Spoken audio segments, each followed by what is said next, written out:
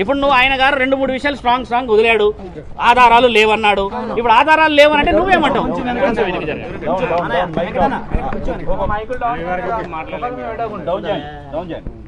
ఈ రోజు నేను ఎల్లూరు శ్రీనివాస్ పైన కంప్లైంట్ ఇవ్వడానికి మహిళా కమిషనర్ నెరల శారద గారికి ఇచ్చేసాను.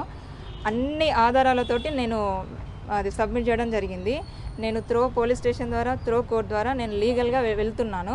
సో నాకు సపోర్ట్గా మా సీనియర్ అడ్వకేట్ ఆజాద్ గారు ఉన్నారు, గురువు గారు ఉన్నారు. సో నా ఫ్యామిలీ మెంబర్స్, మా మామయ్య, మా అన్నయ్య కూడా ఉన్నారు. సో దీన్ని నేను ఇంకా ముందుకు నేనే కాదు, నాలాంటి ఆడపిల్లలు చాలామంది ఉన్నారని నేను కూడా విన్నాను. వాళ్ళంతా బయటకు రావాలని కోరుకుంటున్నాను.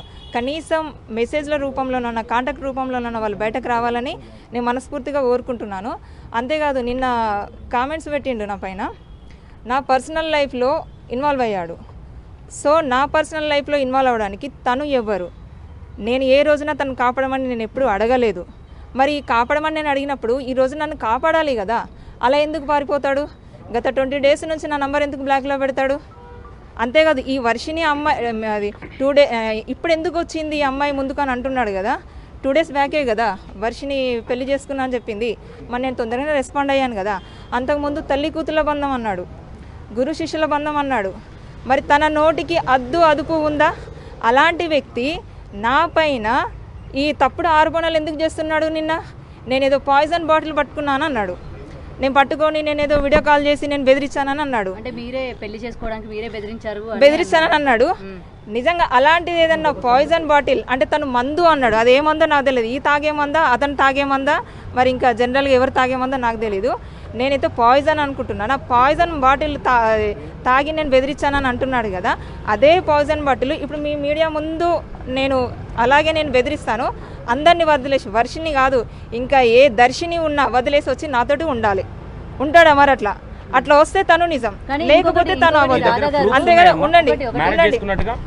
ఇంకోటి తను ఫస్ట్ డే అంటే జనవరి 1, 2025 ఇక్కడ లేనన్నాడు.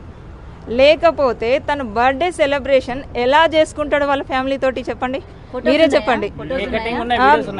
అతని కేక్ కటింగ్ అవన్నీ ఉన్నాయి. అతను ఎలా బర్త్డే చేసుకుంటాడు? మధ్యప్రదేశ్లో ఉన్నాడు. ఎట్లా అన్నాడు? ప్రూఫ్ చూపెట్టమని చెప్పండి. నా దగ్గర ప్రూఫ్స్ ఉన్నాయి, అన్నీ నేను సబ్మిట్ చేశాను. నేను ఇక్కడ కంప్లైంట్ ఇచ్చాను. రేపు నేను పోలీస్ స్టేషన్, కోర్టు ద్వారా కూడా నేను వెళ్ళి చూపిస్తాను. కానీ మీరు మ్యారేజ్ చేసుకున్నారా? చేసుకుంటే ఎప్పుడు చేసుకున్నారు? వాళ్ళు ఏమన్నా మీ దగ్గర ఆధారాలు ఉన్నాయా మ్యారేజ్ చేసుకున్నట్టు? నాకు పెళ్ళి అయింది, అవన్నీ ప్రూఫ్స్ తన దగ్గరనే ఉన్నాయి. కానీ ఆ పెళ్ళి బలవంతంగా నేను నిన్ను ఇష్టపడుతున్నానని చెప్పేసి కట్టేస్తే అది పెళ్ళి అవుతుందా చెప్పండి? అంటే మీకు ఇష్టం లేకుండా పెళ్లి చేసుకున్నాడా? నాకు ఇష్టం లేకుండానే పెళ్లి చేసుకున్నాడు, బలవంతంగానే చేసుకున్నాడు. కానీ ఈ రోజున ఒక అమ్మాయి పెళ్లి అయిందని చెప్పేసింది కదా, ఇట్లా ఎంతమందిని పెళ్లి చేసుకుంటూ వెళ్తాడు?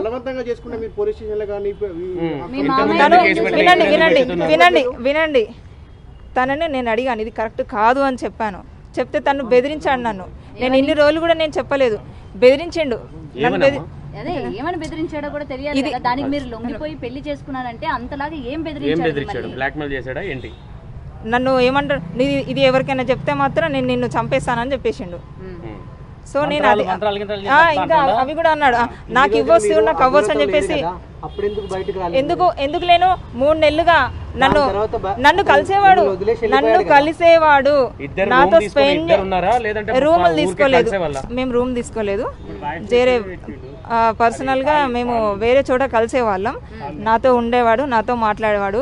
నేను మెసేజ్ చాటింగ్ చేస్తే తనకు చార్జ్ సరిగ్గా చేయడం రాక వాయిస్ మెసేజ్ పెట్టేవాడు. నిన్న కూడా అన్నాడు ఆడియో రికార్డ్స్ అన్నాడు. ఆడియో రికార్డ్స్ కాదు, అది వాట్సాప్ వాయిస్ మెసేజ్ అవన్నీ నాకు పంపింది. ఇప్పుడు నేను చార్జ్ చేస్తాను, తనకు రిప్లై వాయిస్ మెసేజ్ పెట్టిన నేను, అది కూడా తనకు చెప్పొస్తలేదు. అంతెందుకు మీరు నన్ను ఇందుగానో గుచ్చి అడుగుతున్నారు కదా. మరి వినండి సార్, వినండి. మీరు నేను నిజాలే కదా చెప్తున్నాను, నేను అబద్ధాలు చెప్పట్లేదు కదా. వినండి, నా దగ్గర చార్ట్ కూడా ఉంది, నేను అన్ని సబ్మిట్ చేశాను. నేను మేడం వాళ్ళకి సబ్మిట్ చేశాను. నేను మీడియాకి నేను ఇప్పుడు కాదు, నేను తొందరలోనే మళ్ళీ ప్రెస్ మీటింగ్ పెడతాను. వినండి, డబ్బులు కూడా నేను ఇచ్చాను, అవి కూడా అన్ని ఇచ్చేసాను నేను. ఇవన్నీ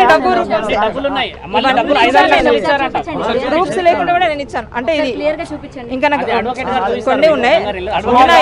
ఒక నిమిషం మామూలుగా ఏంటంటే సుమారు మేడం శారదా మేడం ఏంటంటే ఇవి అదే ఏం పంపించిన అమౌంట్ చూస్తే పర్లేదు.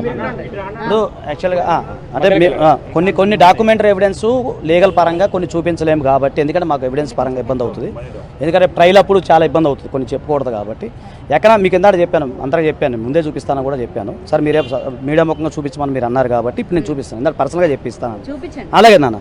ఇప్పుడు ఏమన్నా అంటే సుమారుగా అంటే మేము లెక్కేసాం, అంటే శారదా మేడం ఈమె మేము లెక్కేసుకుంటే సుమారు 3 లక్షలు అంతేనా, 3 లక్షల చిల్లర, అంటే 3,15,000 అంత లెక్క వచ్చింది. ఏమి ఇచ్చింది పర్సనల్గా. So it leads to cheating. మేము అది కూడా మేము డబ్బులు కూడా ఈమె దగ్గర వసూలు చేయడం జరిగింది. ఏం చెప్పి తీసుకున్నాడు డబ్బులు? ఏం చెప్పి ఏం చెప్పాడు? తన కారు రిపేరింగ్ లో ఉండే దానికి ఆ ఫొటోస్ కూడా నా దగ్గర ఉన్నాయి, నేను కూడా సబ్మిట్ చేసేసాను. సో దానికోసమని నేను ఇవ్వను, అవి కొన్ని లీగల్గా పర్సనల్గా మేము ఉంచాలి. ఎండ పడుతుంది కొంచెం ముందుగా, కొంచెం ముందు. మోసపోయి నా దగ్గరకు వచ్చింది అని చెప్పి చెప్తున్నాడు. అది అంతా అబద్ధము, అది అంతా అబద్ధం అని చెప్తున్నాను కదా. ఇప్పుడు మీకు రెండే విషయాలు చెప్పాను, మీరు అందులో అర్థం చేసుకోండి. ఇప్పుడు ఆయన ఒకటండి, మీరు అన్నారు కదా నేను అన్ని లాయర్ కి లీగల్ గా ప్రొసీడ్ అవుతాను, నేను అన్ని ప్రూఫ్స్ కూడా లాయర్ కి ఇచ్చాను అని అన్నారు. మరి మీడియాకి సంబంధించి మీరు ఒక నేను ఇస్తాను, కానీ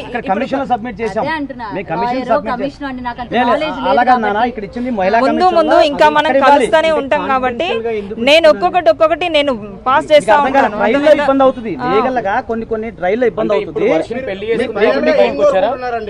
ఏం లేదు, ఫైనల్ గా ఏం లేదు. మీరు అతన్ని అడగండి ఏంటిది, అతన్ని నాలుక మీద నుండే కదా మాటలు వచ్చినాయి. తల్లి కూతుళ్ళు కదా, గురు శిష్యులు కదా, భార్యాభర్తలు ఎలా అవుతారు? మరి ఏ సనాతన ధర్మంలో రాసుంది, ఏ చట్టంలో రాసుంది? వాళ్ళ అక్కడ అఘోరిలో ఇదేమన్నా ఉన్నదా? ఆయనను చూపెట్టమని చెప్పండి. అంతేకాదు అతను ఫస్ట్ ముఖాముఖి ముందుకు రమ్మని చెప్పండి. ఆయన వచ్చిన రోజున నేను నా కుటుంబం, వర్షిని వాళ్ళ కుటుంబం, సార్ వాళ్ళు, గురువు గారు వాళ్ళు అందరు ఉంటారు. చుట్టూ మీ మీడియా ఉండాలి, అప్పుడు నేను నిరూపిస్తాను. ఒక్కొక్క రుజువు కావాలన్నారు కదా. అంటే ఇంకా ఎన్ని నెలలు వెయిట్ చేయమంటారు మరి అయితే మమ్మల్ని? అతను రేపు తీసుకొచ్చినా నేను వస్తాను.